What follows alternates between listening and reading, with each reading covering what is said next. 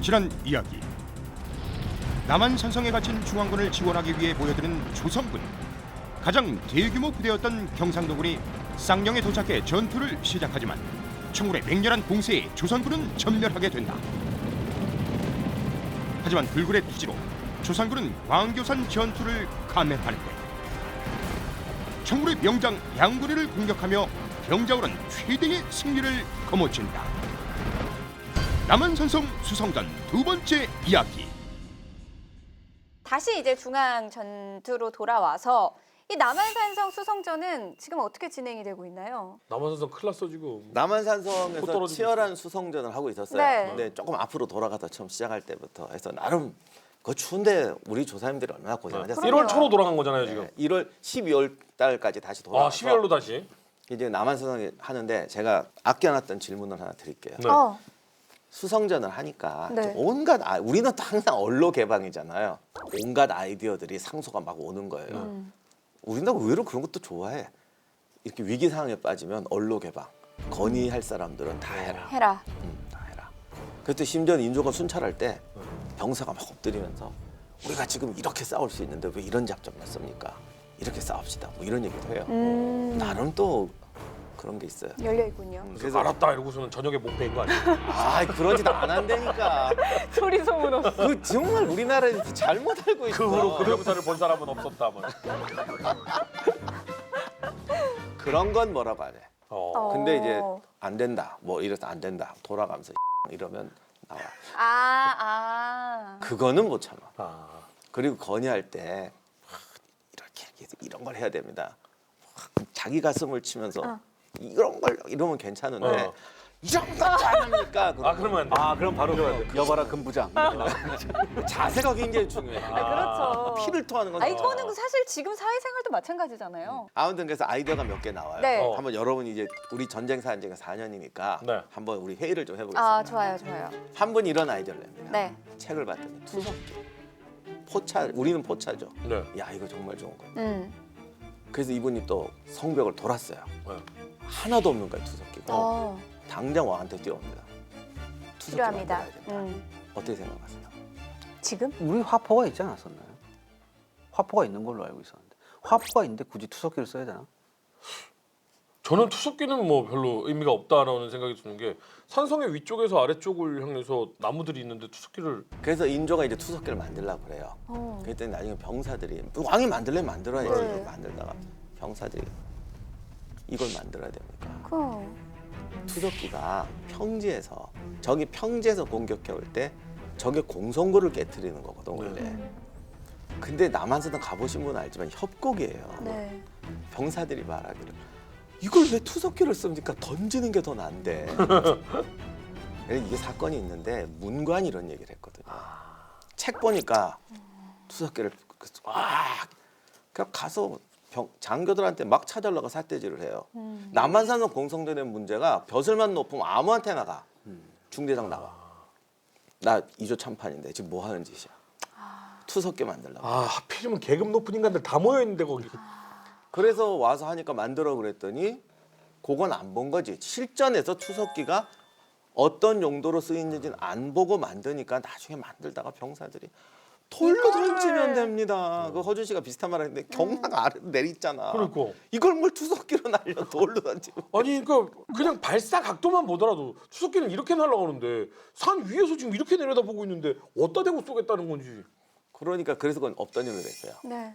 그다음에 이제 또 하나 문제가 된 게 병사가 없잖아요. 네네. 추위에 지금 죽도 뭐 그릇이 없어 죽도 못 나왔는데 그쵸. 모든 병사들이 성벽에서 너무 힘든 거예요. 네. 누가 아이디어를 내기를 허수아비 만들어서 아. 꽂아 놓으면 그리고 병사들 교대로 휴식시키자.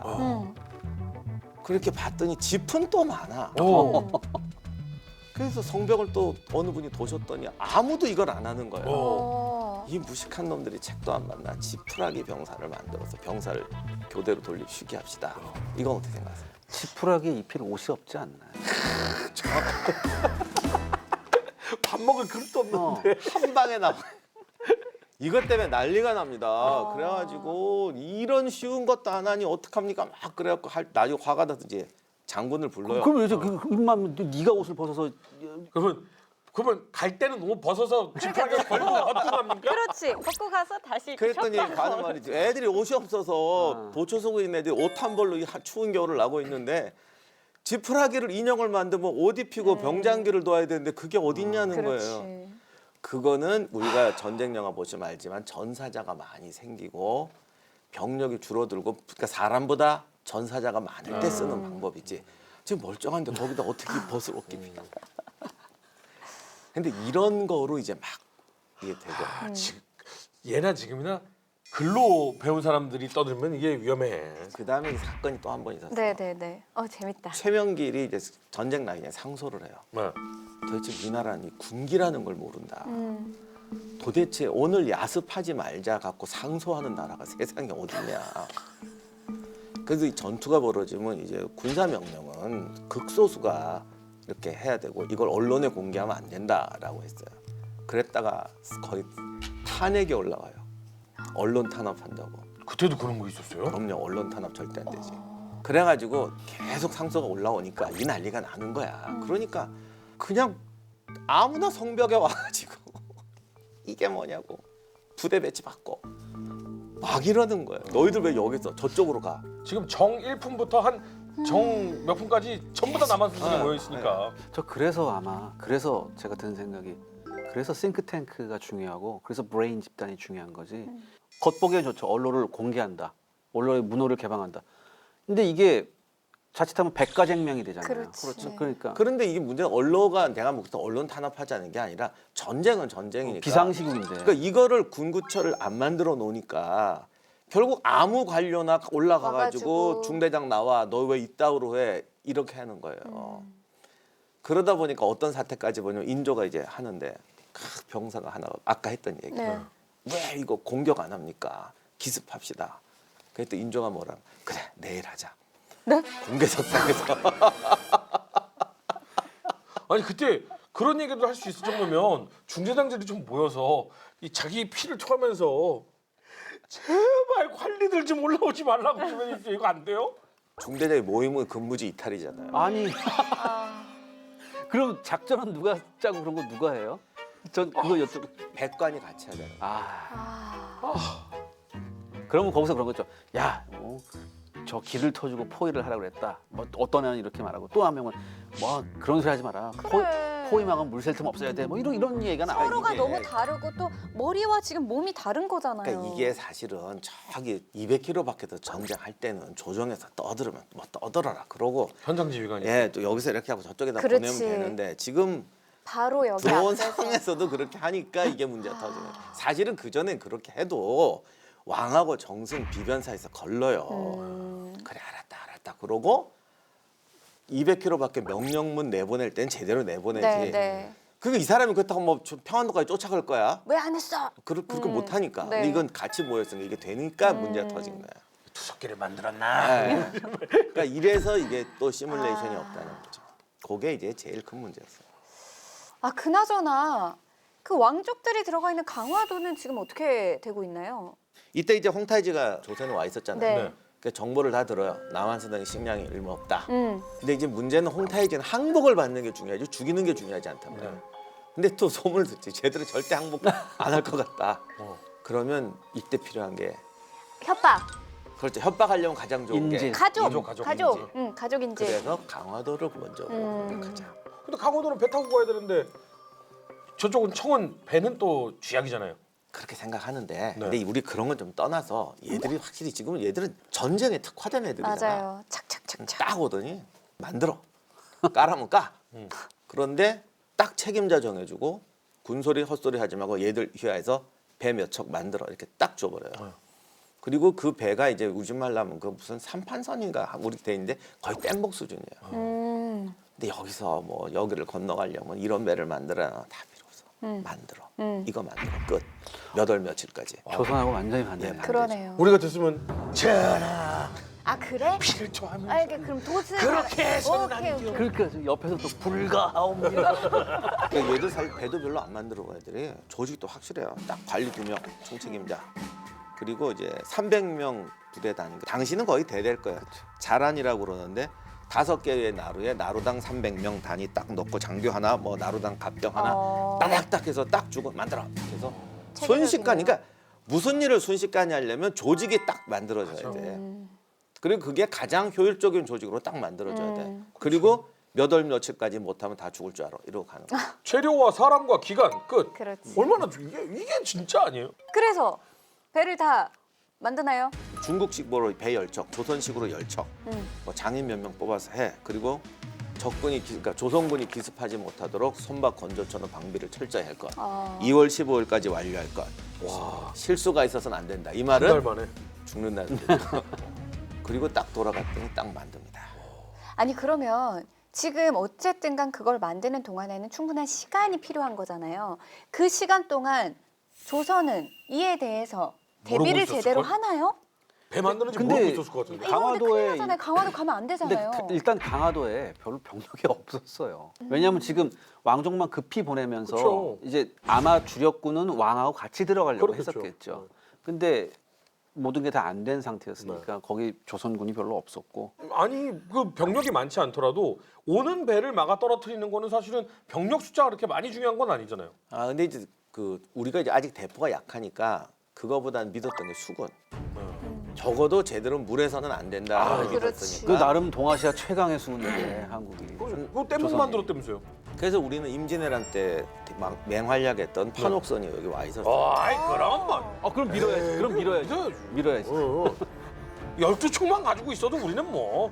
그리고 이 김포하고 강화 사이가 한강 정도 넓이밖에 안 되는데 네. 그 이제 바닷물인데 강 사이즈밖에 안 되고 소금바다, 염하라고 불러요. 거기를. 여기가 조류가 되게 세요. 맞아요. 옛날부터 조류 센데 이게 어느 정도냐면 요즘은 다리 생겨서 그런데 옛날에 다리 없을 때는 바지선도 이걸 제때 못 건너가 물살 샌다고. 그래도 우리는 울돌목도 극복한 그러니까요. 수군인데. 오히려 이렇게 물살이 세면 셀수록 조선한테 유리한 상황 아닐까요? 그렇죠. 그래서 이거 딱 믿고 있었지. 네. 그러다 보니까 여기도 또 명령체가 이상해요. 왜요? 그놈의 왜요? 명령치기가 문제야. 수군 따로, 육군 따로. 그다음에 당시 이제 효령대군이 여기 들어가 있었거든. 대군이 들어가 있었는데 우리 생각에는 왕자가 와 있으면 할 것 같잖아요. 네. 넘버원이지 넘버원. 이게 딴 나라랑 달라서 우리는 왕자는 정치적으로 권력이 없어요. 우리는 또 왕실은 철저하게 배제하잖아. 왕 대구 얘기예요? 그렇죠. 그러니까 왕족은 존중을 받을 뿐이지 실권이 아무것도 없어요. 조선 무서운 나라예요. 그래서 뭐 효령대군이 또 원래 어릴 때부터 이거 좋아하던 사람이라 네. 막 전투에 참전을 해요. 네. 따라가고 성벽에 올라가는데 자기가 명령은 못 내려요. 아니 근데 예전에도 보면 왕자들이 진두지휘를 해서 전투에서 이거나 뭐 이런 경우도 그거는 그거는 왕이 뭘 열 조지를 줬을 내린 때, 거죠. 그렇죠. 여기선 지금 왕이 명령을 내릴 그냥 피난 가셔 이게 있었잖아. 없으니까. 그리고 솔직히 효령대군이 지휘권을 잡았다 한들 뭐 큰 변화가 있었을 거라는 생각도 한번 해보고. 효령대군이 왜 이거 잘하실 그래도 때잖아요. 네. 근데 아무튼 이제 그걸 떠나서 이제 지휘권이 분리가 돼서 네. 통제가 잘 안 되고 하여간 얘들이 뗏목 갖고 도하를 하는데 근데 뗏목 갖고 도화가 돼요? 그러니까 아까도 말씀하셨지만 이 물살을 뗏목 갖고 건널 수가 있어요? 오히려 배가 가다 보면 그 밑에 또 암초가 많거든요. 네. 쓸려 나가고 부딪히고 하는데 오히려 뗏목은 이렇게 거 닿으면 되잖아. 밑에 뭐가 없고 그냥 물 위에 그냥 떠 있는 거니까. 이거니까. 이게 너울이 심하면 뗏목으로 못 가는데 물살은 센데 사실 여기는 그리고 밑에 너울은 암초가 많아요. 여기가. 그러니까 그냥 건너. 뭐 워터제트지 이렇게 되면. 와 오히려 뗏목이 이렇게 더 하고. 나았을 수도 있었네요. 그렇게 해서 건너가고 네. 우리는 이제 판옥 그게 뗏목하고 판옥선은 상대가 안 되는데 그렇죠. 판옥선이 배가 크잖아요. 네. 그러니까 조류가 역류가 걸리면 꼼짝을 못해요. 이런 것도 다 알았던 것 같아. 계산을 한 거고. 그래서 일부러 뗏목을 만들어. 그러니까. 그리고 이제 지금의 그 갑고 강화대교 있는 쪽으로 건너가는데 네. 북쪽에 연미정이라 거기 네. 그 남쪽에 이제 광성보 이쪽에 조선 수군이 있었는데 위 아래로 있으니까 한 배는 못 오는 거야. 그쵸. 한쪽 배는. 그리고 저쪽에서 오는 배가 이제 왔어요. 그런데 여의들이 또 홍위포를 포구에다 깔아놓죠. 얘들이 벌써 이제는 옛날 임진왜란 때하고도 달라요. 그래서 홍위포로 쏘니까 배가 근접을 못해요. 당연히 못하죠.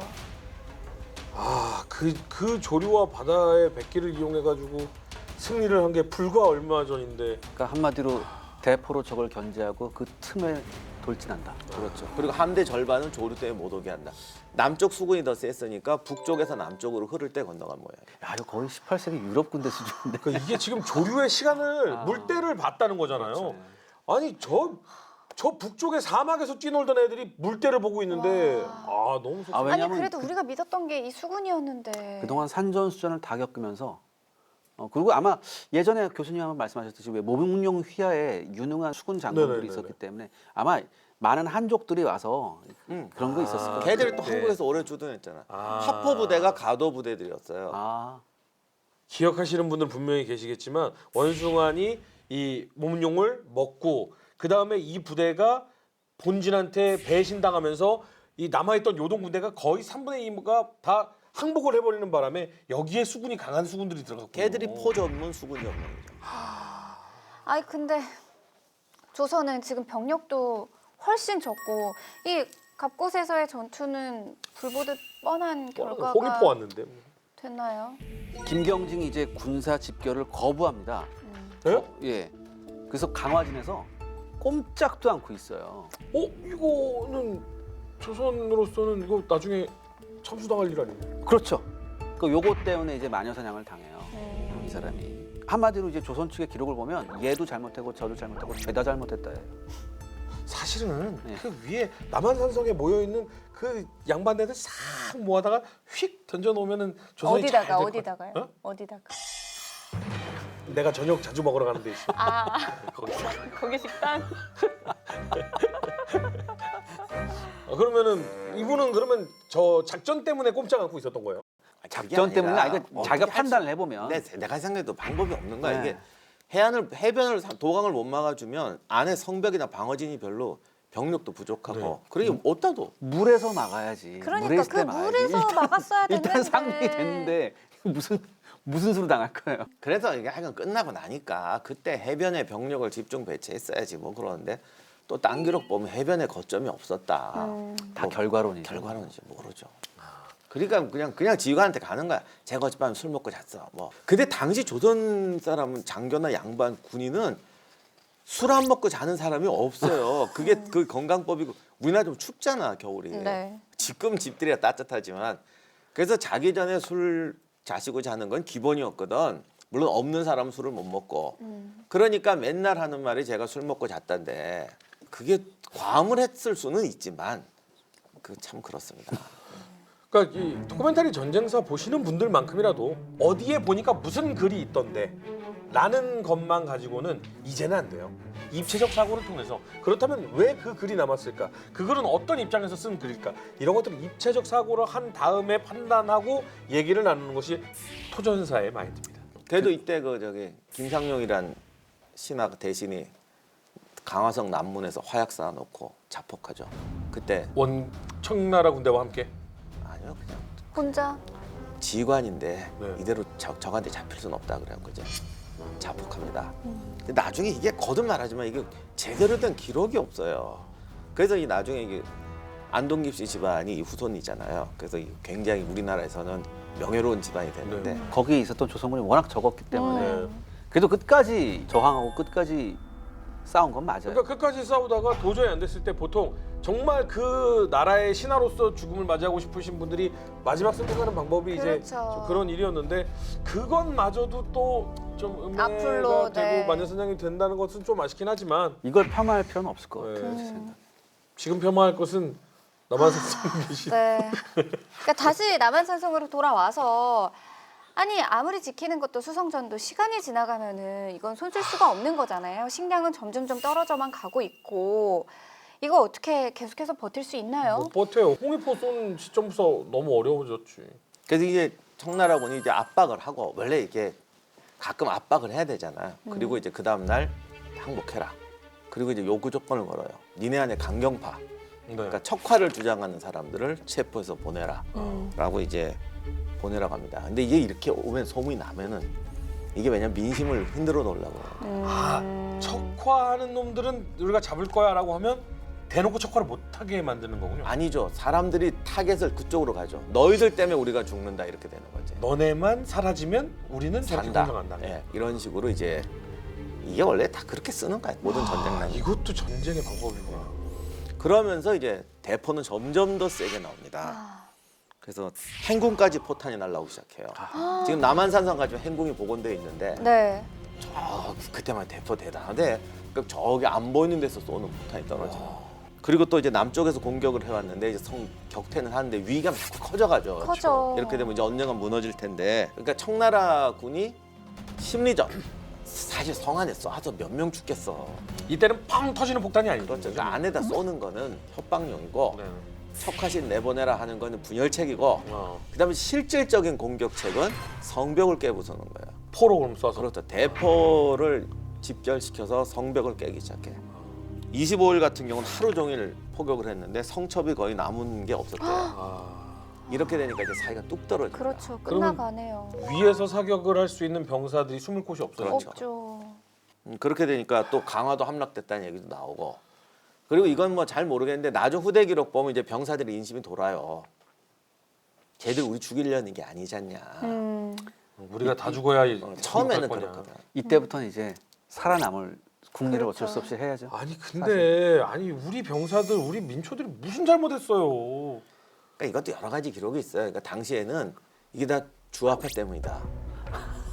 또 누구 예? 때문에? 청나라 애들이 들어오면 전부 죽일 거라고 생각했기 때문에 네. 결사적으로 싸웠는데 네.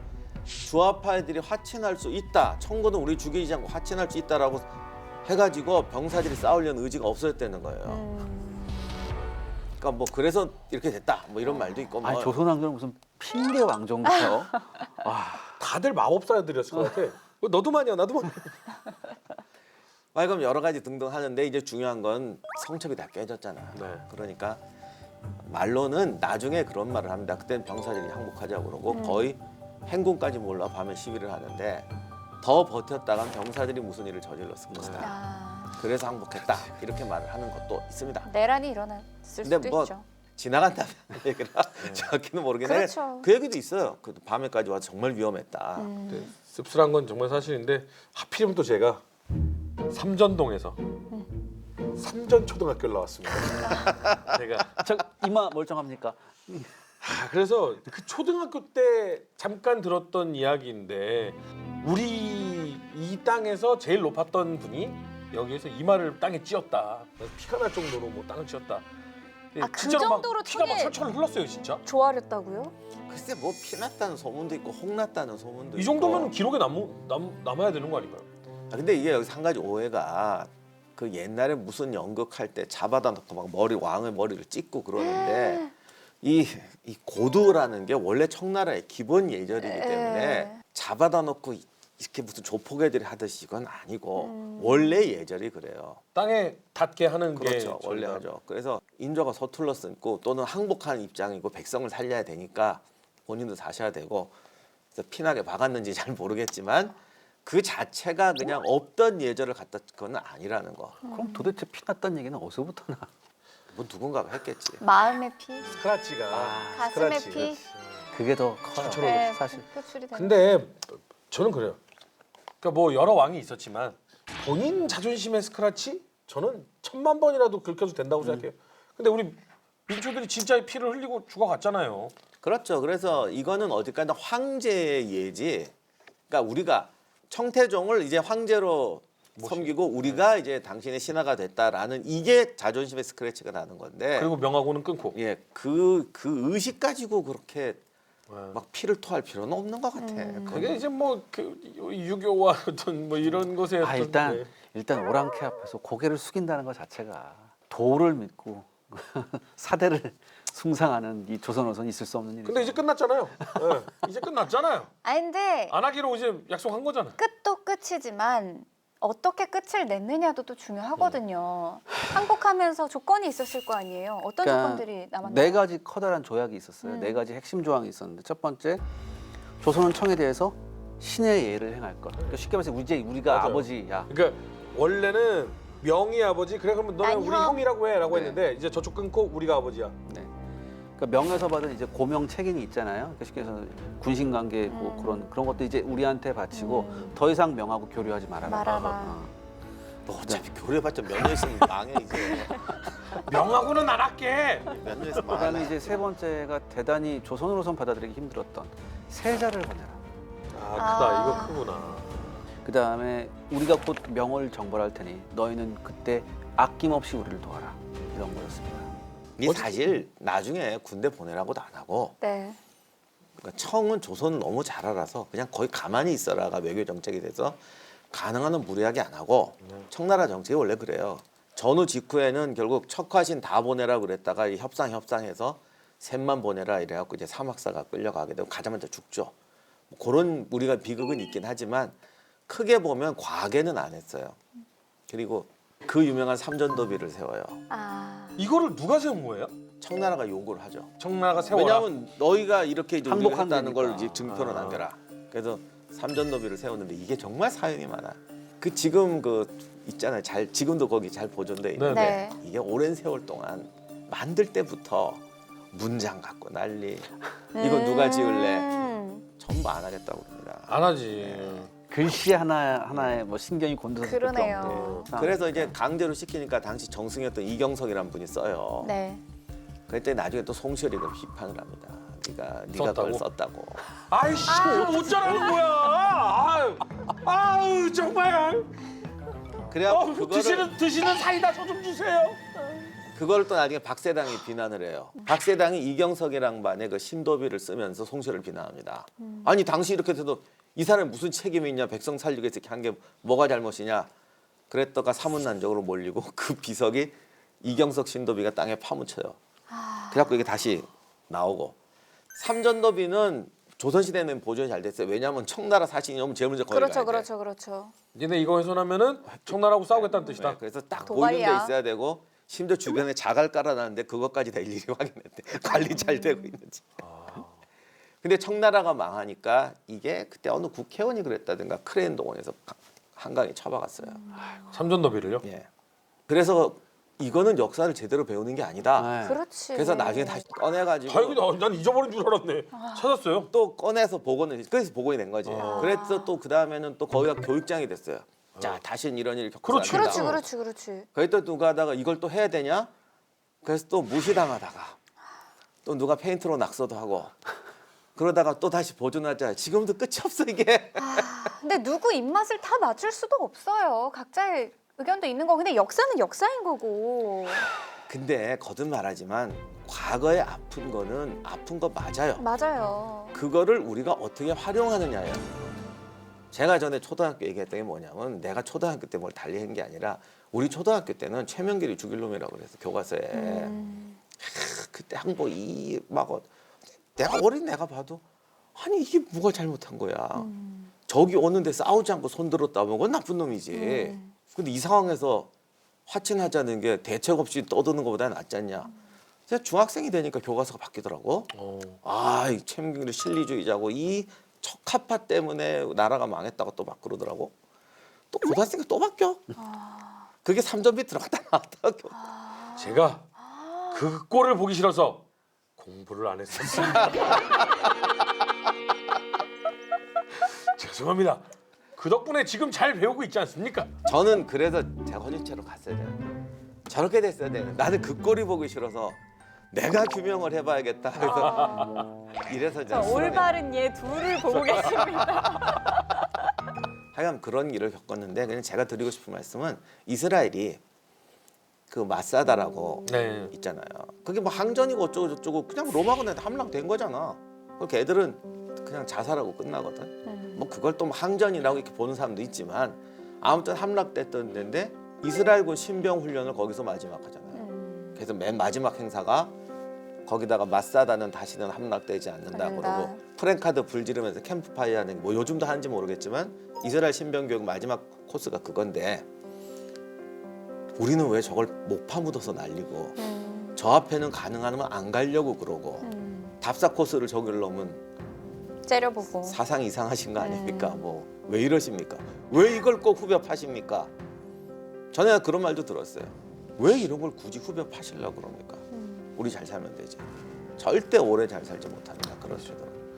정신적인 트라우마도 마찬가지인데 현대에 지금까지 개발된 가장 좋은 치료법은 그것을 자꾸 드러내서 그것에 무뎌지게 그리고 그것을 편안하게 받아들일 수 있게 하는 것이라고 하는데 역사도 그렇지 않나 싶습니다. 결국은 우리가 다시 보고 어떻게 하면 다시 이거를 겪지 않을까라는 것을 생각하는 것이 현명한 방법이 아닐까라는 생각은 하는데 누구든지 본인의 의견은 소중한 거니까요. 이제 정말 답답했던. 슬프고도 가슴 아팠던 병자호란은 끝이 났습니다. 이제 저쪽 집 우리보다 더 네. 답답한 집이 사실 있습니다. 가야죠. 왜냐면 그 집이 우리한테 가르쳐줬거든. 그 집한테 배운 거잖아요. 네. 정유호란 이후 조선에 닥친 또 한 번의 비극 병자호란. 청군은 한양까지 들어와 조선군을 압박하고 결국 왕족들은 강화도로, 인조는 남한산성으로 피신하게 되는데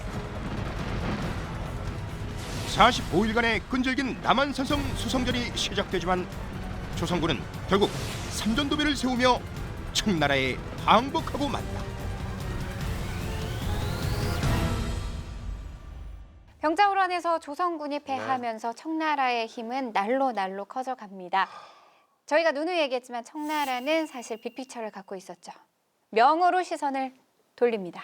근데 자꾸 이제 뭐 우리 답답하다 그러는데 명은 우리보다 100배는 100배가 괜찮아요. 우리 집 얘기 아니니까요. 여기는 정말 한심해요. 그래서 우리나라는 아무리 부패해도 내 조선 시대에서 아무리 봐도 국가 재정 10년치를 뭐 끌어모았다 이런 사람 본 적이 없어. 여기는 재상 몇 년 하면 국가 재정 하나 정도는 가볍게. 그 국가 재정이 우리나라 재정이냐고 또 어마어마하게 축제를 해요. 그렇죠. 근데 사실 여러 말씀드리면 솔직히 다 해. 18세기 이전에 국가치고 매관매직 안 한 나라가 어디 있어? 프랑스는 안 해. 독일은 안 했지. 나라가 없었으니까. 영국은 대놓고 공식적으로 했었죠. 다 공식적으로 했어요. 그래서 하는데 문제는 이게 관리. 국가의 기둥 뿌리를 뽑아 먹을 정도로 관리가 되냐 안 되느냐인데 이제 명은 이제 망해가는 집에 전혀 침몰해도 뺀다 이거지. 침몰하는 배에서도 목재를 뺀다. 그래서 이제 임진왜란 이후로 청나라와 전쟁이 계속 벌어지면서 군비를 확대하니까 세금이 늘죠. 세금이 느는데 군대는 더 개판이 돼가요. 중간에 다 빼먹고. 다 빼먹어서 병사들이 굶주려서 병사들이 반란에 가담하는 정도까지 돼요. 이쯤 되면 뭔가 해결책이 나와야 되는데 네. 여기서 이제 자꾸 우리가 착각하는 게 황제는 하려고 했다 이거야. 황제가 안 하겠어. 그 정도도 해야지. 황제 일 안 하잖아요, 이 나라. 아 이때 마지막 숭정제는 좀 했어요. 이 상황에서 안 하면 너무한 거 아니야? 얘들은 다 너무하던데요. 그러다 보니까 이제 세금은 늘고 부패는 더 늘고 관료들은 더 부유해지고 심지어는 나라의 혼란상을 즐기는 상황이 됩니다. 이용하는 상황. 혼란할수록 리스크가 돈 벌긴 커지지만 더 좋아요. 돈 벌긴 쉽죠. 아니 근데 그 돈을 벌어봤자 나라가 망하면 그 돈 다 소용 없는 거 아니에요? 정권이 바뀌어도 바뀐 정권이 하나하나 고 들어오진 않잖아요. 돈은 영원해? 돈은 영원하지. 아 그래요? 아니 걔들은 그렇게 생각해. 돈은 정권이 바뀐다고 돈이 증발하나? 돈은 영원하지. 아니 예를 들면 원화에서 다른 화폐로 바뀌면 아 이때는 저 은본이 은이야, 그 저기, 은이 쇠로 변할 일은 없죠. 아 은을 축제를 했구나. 그리고 중국은 또 특징이 뭐냐면 저쪽에서 뭔 일이 나도 설마 여기까지 오랴. 와도 한참 걸리지. 근데 이게 참 역사를 공부해야 되는 게 뭐냐면 실제 나라 망할 때면 중국도 1년이면 다 점령당해. 근데 이게 보통 200년이 한 번 나잖아요. 네. 인간의 기억력은 30년이 한계라고. 한 대 넘어가면 있는데. 네, 그러니까 뭐 설마 오겠냐. 정말 이상하다니까요. 아, 근데 진짜 쉽게 그렇게 생각하게 될 그래요. 것 같아요. 그래서 이런 얘기도 나 들었어요. 지금 중국에서 가출하면 저쪽 끝까지 가면 30일 정도 걸린대요. 근데 그 말 바꿔 생각하면요. 군대도 한 달이 못 온다는 얘기잖아. 그렇죠. 근데 얘들은 이렇게 생각해. 가출을 해도 한 달이 걸리는 나라야. 저기서 뭔 일 나랑 상관없어. 쟤네 군대도 우리 군대랑 비슷할 거라고 생각하는구나. 내 입장에서 생각하니까. 그러니까 저쪽에서 난리가 나면 신나는 거지. 이 틈에 더 뜯자. 그래서 이게 보통 1627년에 섬세동 일대에 대기근이 났다고 그러는데 요거 여러분 자꾸 오해하시는데 기근이 천재지변 때문에 뭐 그 역사가 바뀌었다. 이거 잘못 알고 계신 건데 천재지변은 항상 나요. 그럼 천재지변이 왜 중요하냐? 시스템이 망가져 있을 때 천재지변이 나면 이제 터지는 거야. 기폭제가 되는. 그렇죠. 아, 장마가 와서 댐이 터진 게 아니고 댐을 부실 공사를 해갖고 하다못해 빼먹고 있는데 장마가 오니까 터진 거라고요. 아, 그래서 장마는 계속 왔었고. 항상 무슨 일이 생기면 그 해에는 대흉년이 그렇죠. 들었다. 이게 사실은 아니군요. 그렇죠. 장마는 항상 온다고. 아. 근데 그 전에는 자재 빼먹어도 장마 때 댐 무너질 정도까지는 안 빼먹었어. 근데 개판이 되니까 마구 빼니까 그냥 무너져요. 무너져요. 아니 근데 이러면 사실 가만히 있지 않죠. 쌓일 대로 쌓이면은 얌전히 말을 듣고 있지 않을 것 같은데요. 그러니까 1627년 섬서성에서 네. 이제 농민 반란이 멀티로 일어납니다. 멀티로요? 네, 아주, 곳곳에서? 예. 이게 단순한 농민 봉기가 아니고요. 이 농민 봉기에 가담한 사람들의 그 계층을 보면 사회 각계 계층입니다. 예를 들어서 뭐 탈영한 군인들 상당히 많았다고 하고요. 그다음에 급료 받지 못한 노동자들도 많았었고. 아 군인도 급료를 못 받아요. 네, 예. 그다음에 실직자, 그다음에 심지어 전직 관리들도. 아 전직 예, 관리들. 전직 관리들. 현직 돈 빼먹는 관리 빼고는 다 가담한 거예요. 그렇죠. 대부분이 그렇죠. 다. 자기도 관리가 다시 되고 싶지. 그리고 또 전직 하나 관리는. 문제는 전혀 이러한 멀티 반란에 아무런 해결책이 없었어요. 어떤 뭐 진압할 수 있는 군대도 없었고 이걸 통제할 수 있는 사람이 아무도 없었어요. 아니 근데 그걸 통제가 안 되는데요. 네. 왜 세금이나 뭐 이런 건 왜 내요? 그러니까 이제부터 안 내겠죠. 아 이제부터는 안 예, 내는 거예요. 그러니까 이제 반란이 일어나요. 못 내겠다는 얘기지. 아. 못 내겠다. 이제 니거 내 거. 거기서 시작하는 거군요. 그렇죠. 나 이제 못 내. 여기서. 근데 진짜 말씀하신 대로 보면은 우리나라는 이렇게 농민들이 반란을 했다고 해서 물론 상황은 어지러질 수 있으나 정권이 넘어간 적은 없는 것 같은데 중국은 그에 반해 의외로 그런 사건들이 좀 많지 않았나요? 그래요? 그러니까 중국은 물론 어느 나라든지 말기적 때는 농민 반란 같은 나지만 네. 중국은 농민 반란이 거의 성공 직전까지 가거나 최소한 뭐 수도를 함락하거나 그리고 정말로 이제 정권을 바꿔버리는 그런 경우가 은근히 있어요. 하다못해 명나라만 해도 주원장이 거의 뭐 산적대 수준이었잖아요. 그러다가 결국 원나라 말기에 농민 반란 이게 물론 이민족에 대한 항정이라는 성격도 있었지만 네. 그런 것이 확산이 되는데 중국 같은 경우는 이게 일단 나라가 너무 커. 그러니까 군대라는 거는 꼭 2배냐 3배냐가 중요한 게 아니에요. 예를 들면 보병만 있고 뭐 공군도 없고 포병도 없다. 그런데 적은 완편된 병력이다. 이런 경우에 얘들이 병력이 10배가 많아도 이건 사실 10배가 아니야. 그렇잖아요? 그렇죠. 완편된 병력이 얘들보다 전투력이 훨씬 세요. 그럼요. 그럼요. 그런데 중국 같은 경우는 이 완편된 병력이니까 좀 비유가 이상한데 어느 정도 규모가 맞춰지는 군대가 나올 수 있는 게 중국의 성 하나 정도 먹으면 되거든요. 그러면 이거는 다른 데서 오는 성 2-3개도 깰 수가 있어요. 잘하면. 그런데 전에 한 말씀드렸지만 중국은 땅이 너무 넓으니까 성 하나가 반란을 일으키면 5개성, 3개성 정도의 부대밖에 동원을 못해. 그러니까 어느 정도 세력을 만들어지면 점령할 수가 있는데 땅이 워낙 넓으니까 그 정도 세력이 안 만들어지면 돌아다녀 얘들이. 돌아다니면 사람을 모아요. 가다가 녹아버리는 수도 있고 가다가 온점은 확 불어나는 경우도 있고. 그때 한나라 고조 유방 같은 경우가 이제 또 세력이 마구 몰렸던 케이스죠. 그 다음에 그 유명한 이제 한나라 말고 황소연왕 같은 거 어마어마하게 돌아다녀요. 이 코스가 그들의 중국 농민 반란의 기본 코스예요. 아 그래요? 그래서 그냥 다녀보다가 건수를 잡는 거야. 하북에서부터 시작해서 그냥 이렇게 막 돌아다녀. 저기서 그러다가 사천성 들어가는. 그럼 거기서 뭐 먹어요? 털어먹고 아 사는 거지. 털어먹는구나. 그래서 이제 주로 얘들이 제일 무서워하는 게 그 대운하. 대운하를 주기적으로 준설을 해줘야 되거든. 그걸 준설하려고 전국에서 노동자를 모은다고. 얘들이 딱 끝나는 순간 도적대로 변하는 거지. 도적대 정도까지 사람이 너무 많지. 그때 갑자기 나가자 이러면 얘들이 집으로 가야 되는데 아 잘 하고 집으로 돌아가야 되는데 급료 밀리면 이거 못 참아. 아니 이렇게 되는 금료를 잘 받아도 하는 게 아니고 이 받아도 안에서 그래요? 이미 끝나요? 이제 서로 이게 됐던 이게 거죠. 이렇게 모이는 게 흔치 않은 그럼요. 일이잖아. 그러니까 얼마나 좋은 장을 만들어 준 거예요. 아니 갑자기 일하고 나서 돈 받고 나서 야 우리 이렇게 모였는데 이렇게 되는 거예요? 그렇죠. 나 이왕 모인 거. 특이하구나. 그래서 반드시 이렇게 군대 가면 호송해서 돌려보내는데 어. 자 둘이 결탁을 하는 거지. 우리 같이 합시다. 다단계인가요? 그럴 때 보면 또 묘하게 또 리더가 하나 나타나요. 그럼 뭐. 아 그래서 야 니네 어차피 지금 집에 돌아가봤자 니네가 버는 돈이 얼마고 니네 관리들이 다 뜯어가고 이러지. 근데 만약에 우리 이렇게 하면 이런 미래가 있어. 라는 사람이 나타나서 사람을 그래서 모아. 가끔 뭐 백년교도니 황건적 이러는 게 그럴 때 이제 애를 보내. 아. 그래서 공사장에서 이렇게 같이 열심히 하면서? 전도를 하는 거야. 그래서 하나의 조직이 만들어지면 야 우리가 저기 기도만 할 게 아니라 낫도 들자. 이게 중국이 어떤 한 가지 신앙으로 뭉친 국가가 아니라서 이게 특징인 건가요? 뭐 여러 가지 원인이 있겠지만 하여간 땅은 넓고 인구는 많고 특히 농업지대예요. 이렇게 돌아다니다가 한번 커지면 커진다고요. 그러다 보니까 이제 꼭 이런 게 나요. 나라가 넓다고 딱히 좋은 것만은 아닐 수도 있겠네. 그래서 이게 제일 나쁜 게 이렇게 되면 이게 돌아다니거든요. 네. 그럼 이걸 대학살을 할 수도 없으니까 가능한 한 와해시키려고 그러거든요. 근데 어쨌든 돌아다니면서 전국을 다 헤집어놔요. 마치 유리 조각이 몸에 박히면 위험한 게 혈관을 타고 돌면서 5만 군데를 다 상처를 내놓잖아요. 혈전. 그렇죠. 혈전이 돌아다니다가 어느 군데에서 딱 막히면 그게 병이 된다고. 그렇지. 똑같은 거야.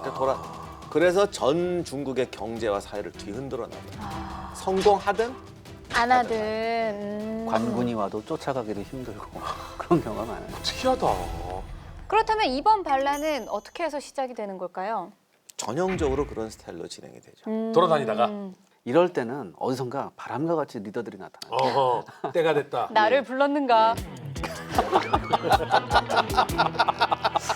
내가 나설 차례인가? 그럴 비슷합니다. 네. 예. 여기 이제 왕가윤이라는 사람이 나타나요. 그래서 이 왕가윤이 대단히 그때 당시에는 걸출한 리더였나 봐요. 이 사람을 기점으로 이제 모이기 시작하고 이외에도 왕자용, 고영상, 이자성 같은 사람들이 있었습니다.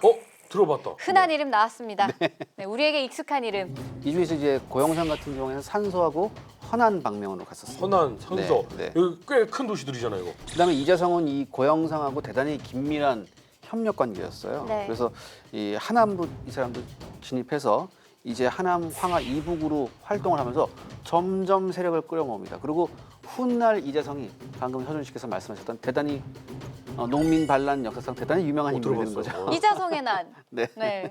많이 제가 들어봤죠. 들어봤을 정도면은 그러니까. 여기 세계적으로 유명한 거야. 그거는 이제 저희 국사, 역사 이런 시간에. 나와요? 그럼요, 시험에. 나도 듣긴 들었구나.